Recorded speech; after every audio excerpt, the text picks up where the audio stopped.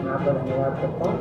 आज हमारा घर घर कांग्रेस कार्यक्रम जो पिछले 6 महीने से चल रहा है, पूरे प्रदेश में चल रहा है और लगातार अपने लोकसभा क्षेत्र के अंदर भी शहर के और हो गया। आज नजर में ये कार्यक्रम हमने भी किया है। 10 साल की जो सरकार रही है, मौजूदा सरकार, इसमें देश में हरियाणा प्रदेश बेरोजगारी में देश में सबसे नंबर 1, नशे में देश में नंबर 1 बन गया, अपराध में देश में नंबर 1 बन गया और विकास की पटरी से उतर गया। हमारा प्रदेश भी उतर गया और हमारा क्षेत्र भी उतर गया। दोबारा से विकास और खुशहाली के रास्ते पर हमारा प्रदेश इलाका है। इस सोच को हम लोगों तक लेके जा रहे हैं इस घर घर कांग्रेस कार्यक्रम के माध्यम से कि ये सही बात है, हमारा इलाका महसूस कर रहा है और ये प्रदेश भी महसूस कर रहा है। ये कोई विकास की बड़ी परियोजना इस सरकार के 10 वर्ष में कोई जो इन्होंने ही शुरू कराई हो या और इन्होंने ही जिसको कंप्लीट कराया हो, उसका उदाहरण ये नहीं दे सकते। इसका सबसे बड़ा प्रतीक ये है कि प्रधानमंत्री जी पिछले 1 महीने में 2 विकास की परियोजनाओं का उद्घाटन प्रधानमंत्री जी से खट्टर सरकार ने कराया। 2। आज भारत में हर सप्ताह एक नई यूनिवर्सिटी बन रही है। आज भारत में हर तीसरे दिन एक अटल टिंकरिंग लैब खोली जा रही है। आज भारत में हर दो दिन में एक नए कॉलेज बन रहा है। आज भारत में हर दिन एक नई आईटीआई की स्थापना हो रही है। आज भारत में हर साल एक नया आईआईटी और एक नया आईआईएम बन रहा है। कोई काम किया नहीं, ना कोई बड़ी विकास की परियोजना आई, ना इस क्षेत्र में आई, ना पूरे प्रदेश में आई, ना कहीं कोई एक विश्वविद्यालय बनाया गया इन 10 वर्षों में, ना कहीं कोई थर्मल का कारखाना बिजली आपूर्ति के लिए कोई लगाया गया, ना कहीं कोई एक मेट्रो का खंभा आगे बढ़ाया गया। जहाँ मेट्रो आखिरी खंभा था वहीं आखिरी खंभा है। 10 बार बहुत लंबा समय हो तो 10 साल तो किसी के जीवन काल में।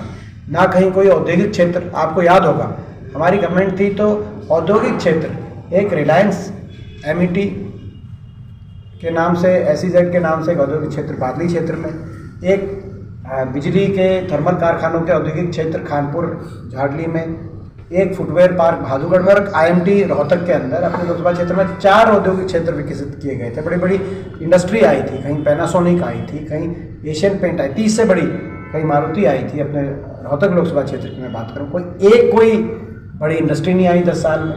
दीपेंद्र वर्सेस बीजेपी कैंडिडेट ये चुनाव होने वाला, उसका फायदा होगा? देखिए, ये इसमें जो है कि 5 साल भाजपा के एक सांसद यहाँ से रहे, अब उनके समेत कई प्रत्याशी हैं जो भाजपा में अभी रेस में हैं। तो आप ये अंदाज़ा लगाएं कि भाजपा में जब जो है कई लोग अपनी टिकट के लिए नहीं सुनिश्चित हो सकते, तो यहाँ के इलाके के काम कितने करा पाएंगे। अहम का अंतर्राष्ट्रीय एयरपोर्ट, जैसे नेशनल कैंसर इंस्टीट्यूट एम्स 2 बादशाह के अंदर 10 और संस्था डेवलपमेंट की, उसी तरह के नेशनल इंस्टीट्यूट जो 300 एकड़ में जो एशिया का सबसे बड़ा हेल्थ कैंपस बनना था। मेरे को तकलीफ इस बात की है कि बीजेपी के चाहे वो सांसद हों, चाहे बीजेपी के मुख्यमंत्री हों, चाहे मंत्री हों, उन्होंने ये तो कहा कि भाई दीपेंद्र आधे अधूरी मंजूरी करा के गया है, पूरी मंजूरी नहीं हुई। लेकिन आज तक कभी ये नहीं कहा चलो ठीक है आपकी जो बात को मैं, लेकिन ये भी कहो कि भाई ये बनना चाहिए एयरपोर्ट यहाँ जेवर में बना तो एक यहाँ भी बनेगा, हम बनवाएंगे। 10 साल बहुत लंबा समय होता है कि भाई जो है अगर रोहतक तक की मेट्रो सापला तक आप ये कहो कि भाई जो है भाई भादुगढ़ तक ये लेके आए थे, आगे हम बढ़ाएंगे। आपको याद होगा 2014 में तो उड़ासात में यहाँ पे झज्जर की जो हमारी मीटिंग थी उसमें ये भी कहा था कि भाई हम झज्जर भी मेट्रो लाने का रोड मैप करेंगे। तो वो ये कहे कि हम बनाएंगे 10 साल में, ये तो कहेंगे 10 साल में। हम अभी मैं कह रहा हूँ किसी ने आज तक ये भी नहीं कहा कि हम ये काम करेंगे या ये काम होना चाहिए। ये कहते हैं कि भाई ये एयरपोर्ट महम में एयरपोर्ट आना चाहिए, ये बात कहते हैं। चाहे उसके बाद ये कहते हैं कि भाई इनकी जो है ये कहते हैं कि भाई मेट्रो यहाँ आनी चाहिए, इतना तो कहें। प्रचार तंत्र, प्रचार में इन्होंने सारा अपना फोकस रखा और बाकी इन्होंने जो हमारे इलाके के लिए जो विकास कार्य होने चाहिए ना वो किए। और प्रदेश का तो आज ये स्थिति बन गई कि देश में बेरोजगारी में नंबर 1, सर जो आपने बयान दिया सर कि या तो अपराधी हैं प्रदेश छोड़ दे वरना हम उन्हें छुड़ाने का काम करेंगे, तो ये जो लीडरशिप क्वालिटी दीपेंद्र हुड्डा की निकल के सामने आ रही है, क्या इस पे काम किया गया है? इसके पीछे की क्या वजह है? कोई वो नहीं, जहाँ तक जो है कोई आपने क्राइम की बात करी, क्राइम जो है जब हमारी सरकार बनी तो एक सरकार की यूएसपी ये थी कि उस समय 2004 से पहले जिस तरह से गैंग्स ऑपरेट कर रहे थे चौटाला राज में, फिरौतियाँ मांगी जाती थी, उनको जो है गैंगस्टर्स को उड़ासाब में आते ही हर तरह का सरकारी तंत्र के माध्यम से सफाया करने का काम किया गया था। और ये हो गया था कि या तो आप हरियाणा छोड़ो या क्राइम छोड़ो या हम छुटवाएंगे। जब पटरी से उतरने पे आती है बात तो हरियाणा बेरोजगारी में भी आगे गया और क्राइम में भी अब दोबारा से गैंग्स। कल मैं रोहतक मंडी में गया था, 3-3, 4-4 वहाँ पे व्यापारियों को फिरौतियाँ आ रही हैं इंग्लैंड से बैठे गैंगस्टर के माध्यम से, जो उनका गैंग यहाँ पे ऑपरेट कर रहा है। रोहतक में स्थिति, भादुगढ़ में स्थिति जो है, आप खरखोदा में स्थिति, सांपला में स्थिति, झज्जर में स्थिति, अब दोबारा से गैंग्स आ गए, अंडरेज शूटर, वो सारे अंडरेज शूटर भी यहीं इस इलाके के मिलते हैं। तो ऐसी स्थिति जो कानून व्यवस्था की खराब होने की स्थिति आई, ये एक परिणाम है इस सरकार की 10 साल की जो नीतियाँ रही जिसमें उन्होंने ध्यान दिया नहीं। कानून व्यवस्था की स्थिति दोबारा से अच्छी हो, ये हमारा संकल्प है। आज हमने सारे जो अपराधी हैं उनको पूरी तरीके से हमने एक चेतावनी दी है अपराधियों को, या तो आप जो है अपराध का रास्ता छोड़ दें, 4 महीने बाद सरकार बदलेगी, नहीं तो आपको हम छुटवाने का काम करेंगे। बहुत से ऐसे जिले हैं कि कोचिंग सेंटर बंद हो गए और बाहर भेजने के सेंटर शुरू हो गए। अभी भी कोचिंग सेंटर वाले कई मिले थे मुझे, वो ये बता रहे थे कि जी हमारे कोचिंग सेंटर में जहाँ 400-500 का बैच होता था पहले, अब मुश्किल से 400-500 बच्चे थे, अब मुश्किल से एक बैच 20-30 बच्चों का कोचिंग सेंटर के माध्यम से वो नौकरियाँ खत्म हो गई। तो ये एक बहुत बड़ी समस्या आई कि बहुत जिलों के अंदर पलायन कर रहे हैं, और पलायन अपना घर बार बेचकर विदेश में जाना, विदेश में जाके मजदूरी करके किसी तरीके से अपने भविष्य को जो के लिए अपने जान हथेली पे रख के जाना। अगर कहीं का आज नौजवान कर रहा है, हरियाणा प्रदेश का नौजवान कर रहा है, ये दुर्भाग्य की बात नहीं है? सरकार की 10 साल की नीतियों के बाद कहीं अपराध की तरफ चले गए बच्चे, कहीं नशा, कहीं पलायन, कहीं घर बैठे डिप्रेशन। आज 5 साल तक आप सरकारी नौकरी निकालते नहीं, बड़े पदों पे तो आप बाहर के लोगों को लगा देते हो। सारी लिस्टों का मैंने ब्यौरा दिया बार बार। आखिरी साल आप ग्रुप डी की एक झुंझुना जो है अपना हरियाणा के बेरोजगार नौजवान क्या कि ग्रुप डी का झुंझुना दे देने का काम करते हो। कितने क्वालिफाइड बच्चे हैं अपने, कितने क्वालिफाइड नौजवान, और केवल आखिरी साल 5 साल के बाद एक ग्रुप डी मिलती है। अगर आपको उनकी चिंता थी तो 5 साल तक लगातार अच्छे पदों पे उनकी नियुक्तियाँ होनी चाहिए थी। हरियाणा के अंदर अच्छा निवेश आपको लाना चाहिए था।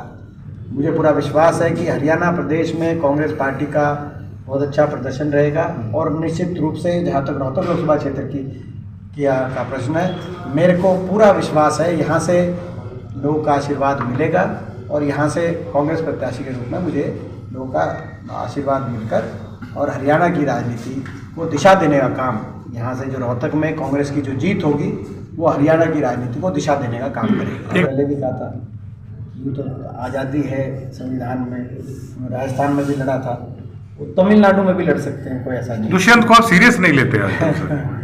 वो हरियाणा की जनता ही सीरियस नहीं लेती, हम क्या जाएं। एक वक्त ऐसा होता था सर, SC/ST वोट बैंक है, खास तौर से वो कांग्रेस पे अपनी उम्मीदें देखता पूरा था। आज कई लोग ऐसे मिले उसी वर्ग से जिन्होंने दोबारा से ये कहा। आज मैं मानता हूँ कि दोबारा से आ रहा है वापस। आज हरियाणा में हर वर्ग, चाहे वो हमारे चाहे वो SC भाई हैं, चाहे वो हमारे OBC भाई हैं, चाहे बैकवर्ड भाई हैं, चाहे वो हमारे व्यापारी वर्ग है, चाहे किसान वर्ग है, आज हरियाणा में क्षत्रिय बिरादरी हर वर्ग इस सरकार से त्रस्त है, निराश है, और हर वर्ग से एक ही आवाज़ आ रही है कि ये बीजेपी JJP की खट्टर दुष्यंत सरकार जा रही है, और हुड्डा साहब के नेतृत्व में चौधरी उदय भान जी की अध्यक्षता में कांग्रेस पार्टी की सरकार जनता लेके आ रही है। जो कहा है वो करके दिखाया था। आज भी हम कांग्रेस पार्टी का संकल्प है कि 6000 यूनिट बिजली, 300 यूनिट बिजली फ्री, तो ये हमारी गारंटियां हैं। ये ओल्ड पेंशन स्कीम की गारंटी, एमएसपी, किसान को एमएसपी की गारंटी, 100 गज के प्लॉट और मकान की 3.5 लाख के सहायता से हर गरीब को मकान की गारंटी, ये हमारी गारंटी है। अब इस आधार पे हमारे हक में फैसला हुआ, पहले SYL का पानी लाया जाए जो हमारे हक में फैसला हुआ है। अब तो पंजाब सरकार सुप्रीम कोर्ट में जाके कह देगी कि हरियाणा के पास तो पानी एक्स्ट्रा पानी है जो राजस्थान भेज रहे हैं। ये तो मुख्यमंत्री जी ने, मैं समझता हूँ कि एक बहुत केंद्र सरकार के दबाव में, जैसे ही उत्तर प्रदेश में 2018 में बीजेपी की सरकार बनी तो केंद्र सरकार के दबाव में हमारा महम एयरपोर्ट छिन के चला गया नोएडा, और अब ये राजस्थान में सरकार बनी तो हमारा पानी चला गया राजस्थान। SYL का दावा, क्योंकि पंजाब वाले कहेंगे कि भाई ये एक्स्ट्रा पानी, जबकि हमारे पास अतिरिक्त पानी नहीं है। मुख्यमंत्री जी को बता दें इस सरकार में कितना तकलीफ का सामना करना पड़ रहा है। आप एक आदमी से आप खुद चले मार्केट में, मेरे साथ आप मिले एक आदमी से, आपको पता चलेगा कि हर आदमी के दिल में दर्द है कि सरकार विफल सरकार साबित, हमारे इलाके के लिए भी, प्रदेश के लिए। अभिनेता भी सर्च किए जा रहे हैं आपके मुकाबले के लिए। देखिए, जो मैंने कहा कि भाई जो भी आएगा प्रत्याशी, भाजपा का अपना अधिकार है, लेकिन जब कोई प्रत्याशी को की जो है अपनी टिकट के लिए कशमकश इतनी है तो आगे काम में उन्हें कौन सुनने वाला है। जो प्रत्याशी आए तो आप अंदाजा लगाएं।